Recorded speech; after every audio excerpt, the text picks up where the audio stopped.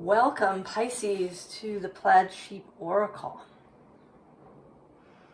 I am recording this on the day of your new moon, though I may not post it today.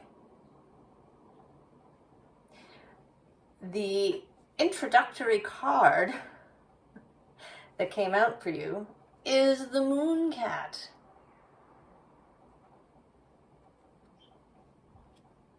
Is the Mooncat. And if ever there was a Pisces archetype.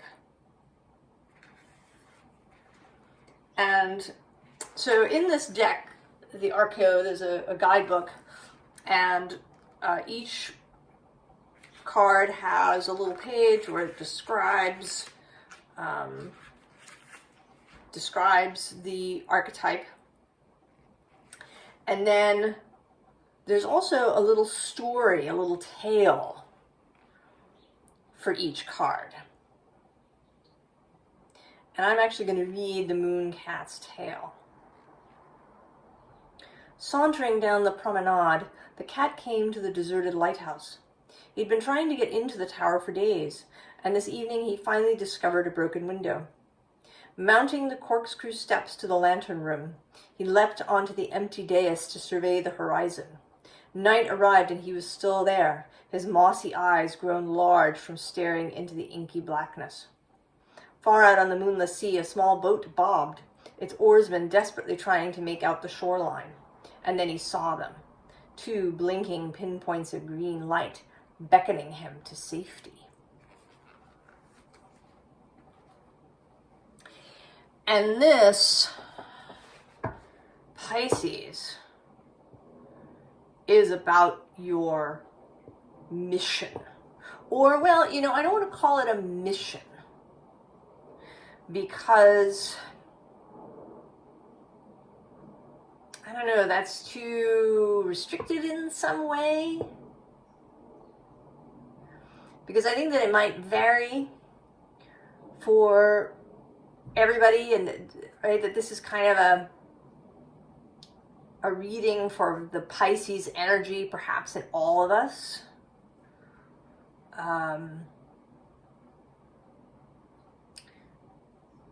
Right, the cat entering the lighthouse is not following a mission in that sense, at least not consciously.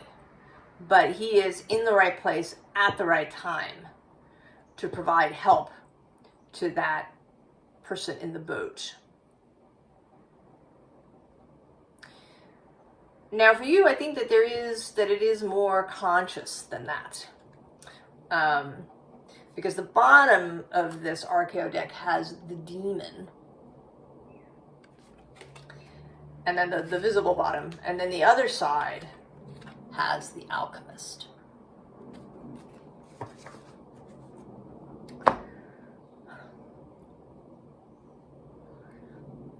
So the Pisces energy is here to call to other people. And you begin with this Three of Cups. Come, join up, have fun. Also the Two of Wands, which can also be like a call. This light coming on to guide people.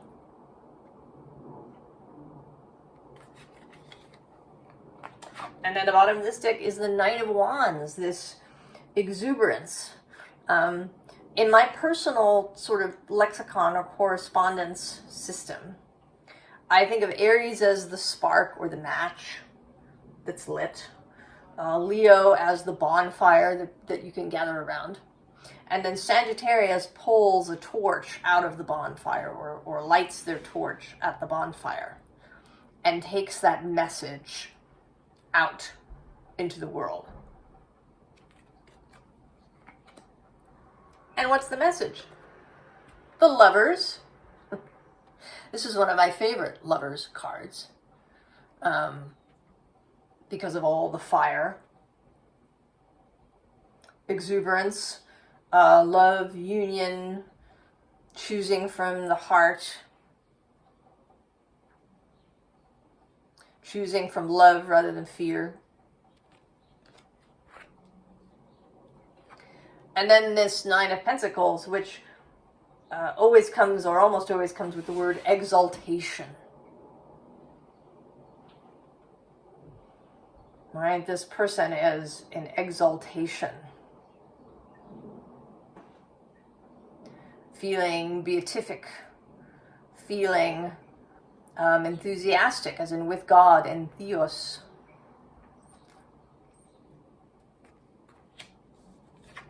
And then the Six of Wands, the card of victory, the card of going forth,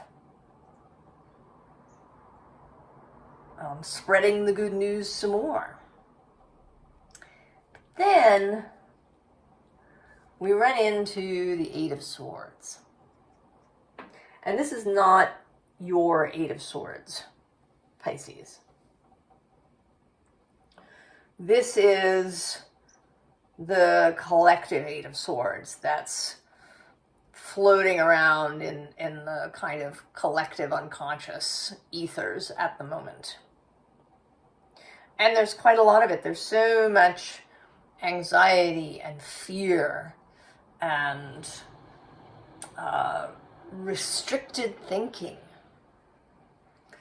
Thinking down very narrow pathways. Also, perhaps analysis paralysis.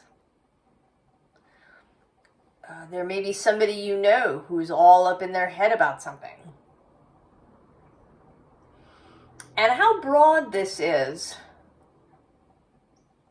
Well, I'm going to say, this is Pisces, so it is yes and. Your actual experience, conscious experience, might be with just one friend who is in this space and who you are going to influence just through your beingness. But that has ripple effects. Right? Everything that happens in the microcosm happens in the macrocosm. Right? As above, so below, and as below, so above.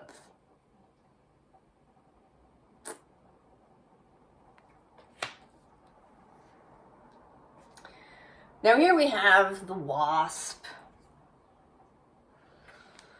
Says anger, retaliation, jealousy. So that's one aspect, right? We've had the Eight of Swords. We have the Wasp. We have the Raven, interestingly, which says magic, coincidence, and synchronistic effects, or events. But he's coming through today more like, right, the carrion crow kind of energy. If you were out somewhere in the country and you saw crows or ravens circling, descending on a place, you might know that there was a dead body there, that something had died.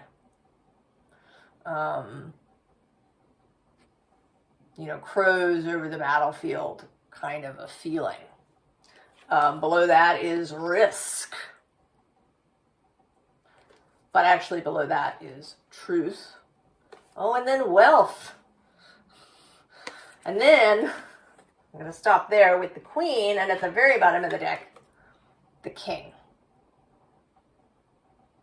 And all of this, I think, is the examples of the ways that we imprison ourselves in the mind. So maybe we feel resentful. We feel anger. And we just keep on feeling it, right? Like we clutch it to ourselves. Maybe we feel offended.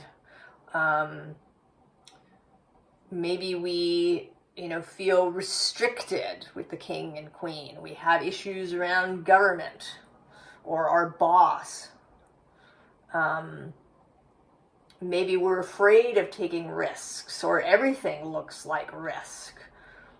Everything looks like a battlefield.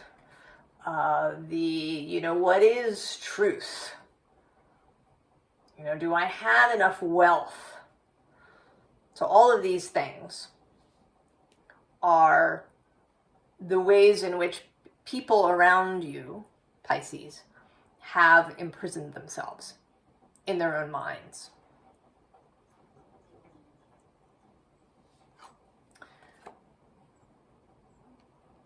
So we have communication. And I want to say that this is very broad. That the suggestion here is not that you, are going to necessarily say anything specific to somebody, that you're broadcasting something in some way, but maybe you are.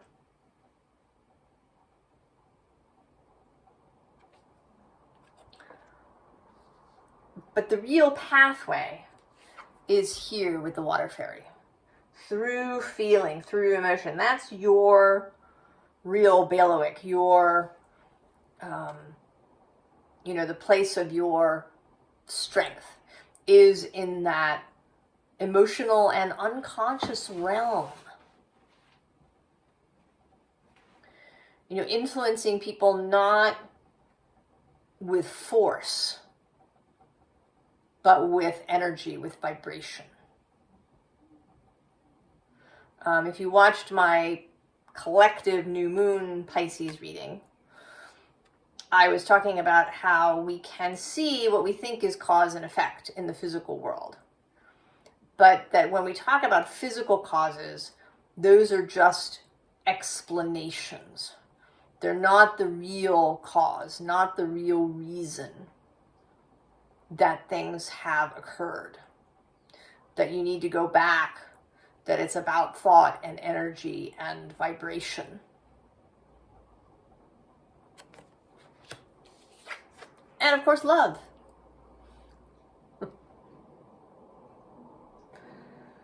There's love. Now you're going to encounter stuff. Encounter behavior. Both the Seven of Wands and the Five of Wands. And when I was, so when I choose decks, I sit here and I look at all the decks and I choose the ones that stand out to me as wanting to be chosen. And this time, interestingly, it was this little mini Waite Smith rather than the full-sized one. And I think that that's because perhaps the cards were arranged already in such a way that it made it easy to get to this point where we had both the Seven of Wands and the Five of Wands. And even this Three of Wands and the Queen. There's all this fire energy happening here. So there may be anger. There may be, feeling of a need for action. I have to do something. Right? People say that. Right? I have to do something. Doing something can, feel like a relief. I have to do something. And below all of this fire, this need for action, is your court card. The Knight of Cups showing up with this watery love, with this, right, with your particular vibration. And actually right below that, just keep it in mind, is this Six of Swords and movement out of choppiness and into ease. The bottom of this deck is both the Ace of Wands and the Fool. So even you too, possibly, maybe, also feeling like I just have to do something. But the doing isn't really is not going to have the effect that you really want. Because the actual space where all of this is going on is in the mind.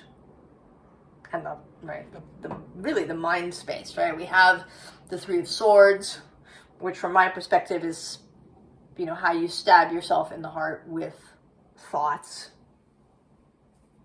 The Four of Swords, which can be spending too much time in introspection, perseveration, over-focusing on certain thoughts, getting lost in thought.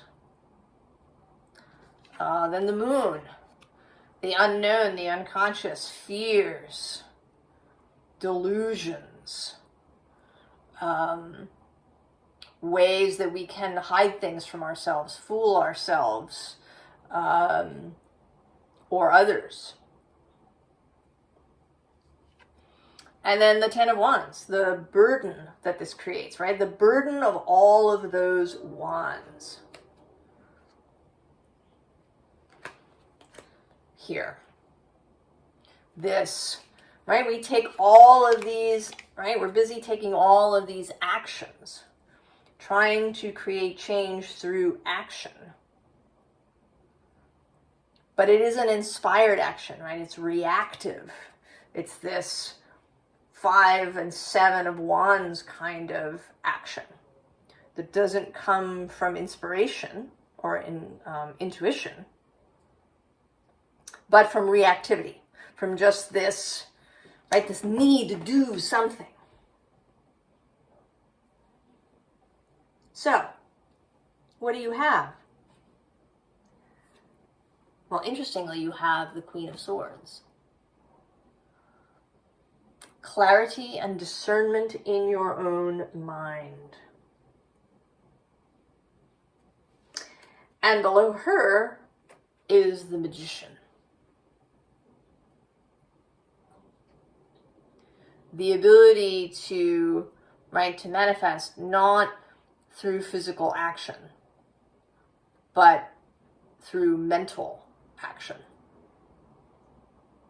Through getting yourself into the right frame of mind, into the right vibration, into the space that you want to be in, where you can actually create. And there will be action. It's not like you're going to sit in a room and do nothing. But you're not, here's the Ten of Wands, going to be, right, trying to do it this way by carrying everything around. On the underside of this deck is the Sun. Clarity. Understanding. Enlightenment. And then interestingly, here's one of our repeats, the Four of Swords. But this time, I want to say that this is, right, this is a depiction of the realm that you move around in. That unconscious, subconscious, and even dream realm. I mean, with both the Queen of Swords and the Magician showing up, there is a flavor of actual magical practice in a very ethereal way, moving through the astral plane, intending to create change through the dream realm deliberately. However that practice works for you. And then the Three of Pentacles, working together. You know, if there was just one person here, it would take longer to do whatever task these four are attempting to do. So joining up with others who have, you know, a similar viewpoint as you. You know, and you don't even necessarily have to get together to kind of do the work together as such. You certainly could. There are such things, right? Intention circles, where people come together and they have, you know, within a group, they form an intention either for someone in the group or someone outside, you know, or perhaps for the world. You know, people who come together to meditate and this kind of thing. But I think what might actually be more effective even than that is if you come together as a group to talk about stuff that you love and that you enjoy and that you are personally working on, right? Enhancing your own sunlight, right? The more people who are walking around like this, the more, right, this energy will be out there, the more influence we will have to create change in the world. Right, and so we have this hermit, and I picture this hermit as going forth. As someone who is kind of a semi-hermit, who spends a lot of time alone, or maybe with his very private spiritual community, but then also going forth. Monks, there are monks and there are friars, and monks are generally held to remain in the monastery, and then friars are people who go out and have dealings with the general public, right? They're there to spread the word, and also to help. So taking your personal light, and not in any, right, you're not proselytizing,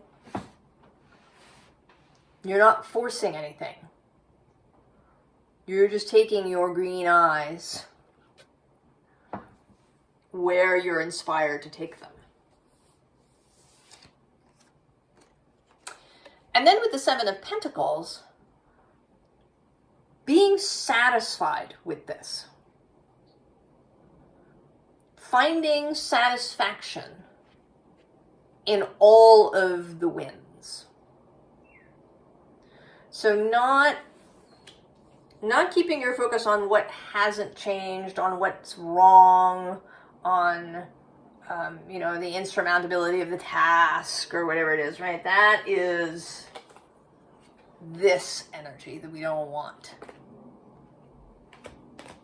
What we want is taking satisfaction, right? Harvesting everything that's ready to be harvested. You don't need to do the whole field at once. Right? You don't have to pick every tomato. But those 2 tomatoes are perfectly ripe. We're going to take those now. And being really satisfied with that. Really uplifted with every small change that you see. So that can be amplified out. Right? This is all about vibration. All right? The stone thrown into the pond. And seeing things ripple out. If you throw enough stones in the pond, right, you're going to raise the bed of the pond, and perhaps the water will start to spread out further. But you're not doing it at once with, a giant pile of dirt all at once. You're, right? Every change is useful. So a little bit of extra advice, because that was kind of advice-y. We get a repeat of the Ace of Wands, but this time with the foxes, who are crafty. This is a crafty Ace of Wands. This is an Ace of Wands that waits for the right moment to be activated. And it has at the bottom of the deck the Queen of Swords, repeating herself. Here, she's sending butterflies out into the world. It's not a lot of force, right? The butterfly effect, tiny changes in one place can create big changes somewhere else. And under the Ace of Wands at the top of the deck is the Nine of Wands, who often for me is the kind of non-physical or celestial great host. Your wider self, the wider self of everybody out there, source itself. Energetic, non-physical beings, angels, who are just waiting to assist you and to help to amplify this energy that you are letting in, right? It's like you know, this morning I did a reading for myself. Let's see if I can find the card. And it's making me think of it now. Let's see, where are you?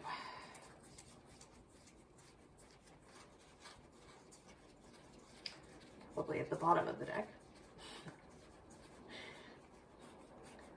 Where are you?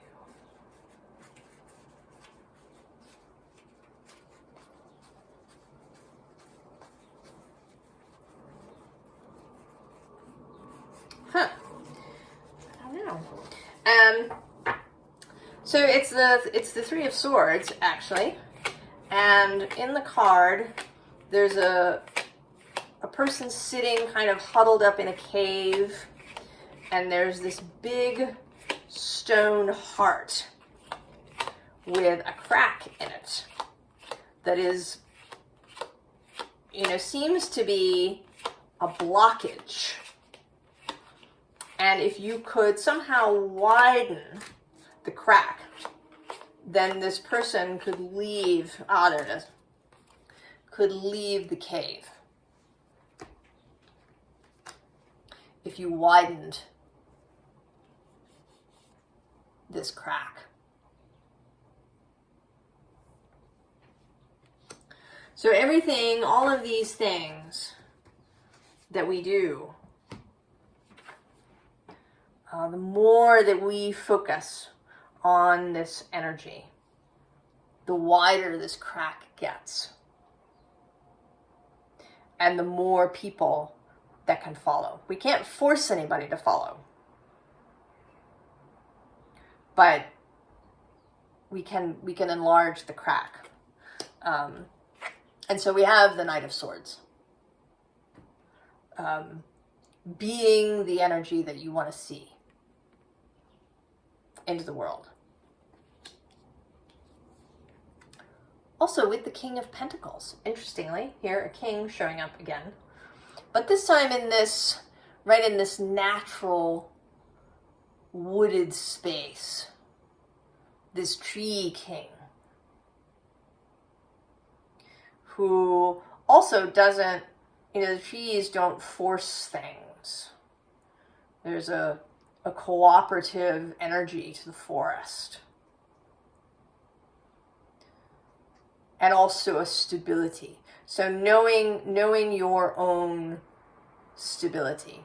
And I want to say, you know, this new moon that's happening today in Pisces is guided by, or disposited by, Jupiter, who is in Taurus.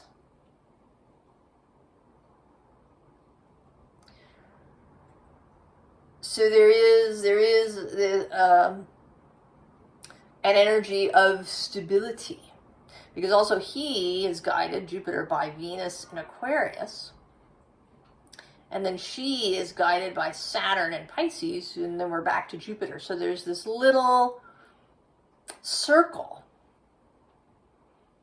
of Jupiter, Venus, Saturn that are associated with this new moon.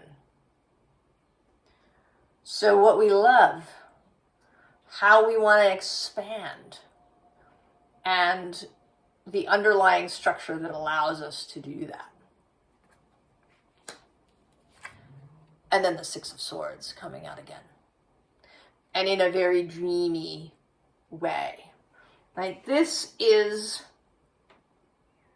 kind of what we're aiming for. We're aiming for people in their minds moving from choppy waters. Perhaps from, you know, this sense of carrion crows over a battlefield, right? There's these swords that have been left on a battlefield, and there's crows. And we want to leave the battlefield behind. head towards this sunlight energy that's in the distance. And then through our example, through our light, to guide as many people to follow us as can. And then to take satisfaction in every little success, in every little expansive change that we see in the world. And to really place our focus there. Because we don't want to be holding on to any of the energy of this wasp, of this Eight of Swords. That's looking backward. That's carrying the energy of the problem rather than the energy of the expansion or the solution. And this can take practice for all of us. It's certainly taking practice for me. But it is so worth it, Pisces. I wish you all the very best, and I hope you have fun with this.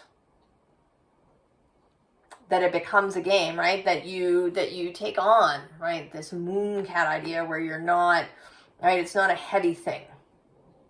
It's not a mission, a geas that you have to, right? That again is that 10 of Wands energy, which is now lost, right? So that's sort of interesting.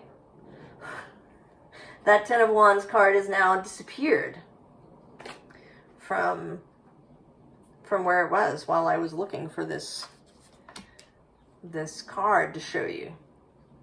So just none of that.